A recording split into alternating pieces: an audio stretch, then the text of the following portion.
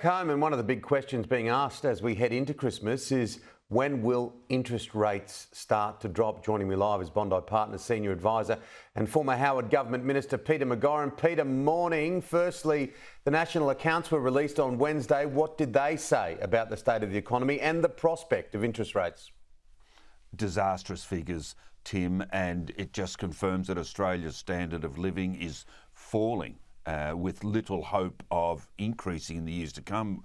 There's no action on productivity or on taxation reform, on reduction of business regulation, and so on. So I'm afraid we're now paying the price for inactivity on basic economic reform. And if it weren't for government spending, that tepid growth rate would be even lower. Government spending on schools, defence, social security and so on is the only reason we have any growth rate and have not fallen into recession.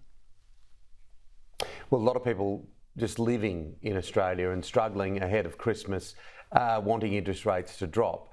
The individual in the country that probably wants them to drop the most is the Prime Minister, because it is so linked to political success.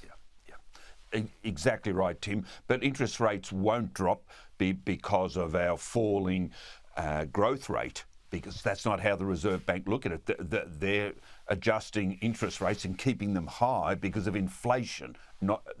In an ideal world, they would reduce interest rates to help spur business investment, but they're not going to do it whilst inflation still remains as high as it does. So there's no relief for the government coming on interest rate. You can say with certainty, Tim, there is no interest rate cut before the next election, and that causes political problems for the Prime Minister, particularly about timing of the election. Yeah, it is such a difficult one, isn't it? You talk to different economists and different people have such different views on it, but it is looking difficult, isn't it? And we still don't know when that election will be. A lot of people are saying May. There's every chance it could happen earlier. Now, moving on, the nuclear energy inquiry that's been set up by the government, is this a political risk for the coalition given the lack of detail that has been released so far?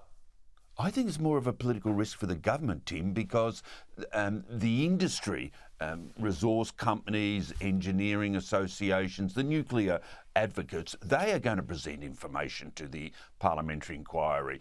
They've been waiting a long time for a forum of this kind. Parallel to that, Peter Dutton has said that the opposition will be releasing their costings, their detailed plans before Christmas. So I just wonder if the government has shot itself in the foot by giving the opposition and the pro-nuclear advocates a forum such as a parliamentary inquiry. I remain puzzled as to the tactics behind such a move. Now, internationally, the United States, Joe Biden, it's been quite a week for the president. He pardoned his son, Hunter. He fell asleep on the job. What did you think of the pardoning of Hunter Biden? It's a stain on his legacy, Tim, no question. And the Democrats and his own liberal supporters in the media have turned on him viciously, mostly because he promised in June he would not pardon his son, and even after the election stated he would not pardon Hunter.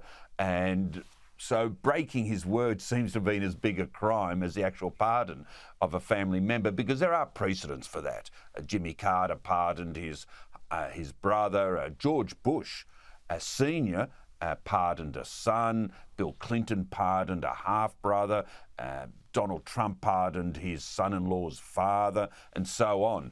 But it's the way the Democrats are meant to be more pure than the Republicans, and the hypocrisy and the deceit, feeding in also into the fact that Joe Biden, the Democrats, hid from everybody his declining capacity. So I'm afraid Joe Biden will be remembered for a very long time for his egregious pardoning of his son.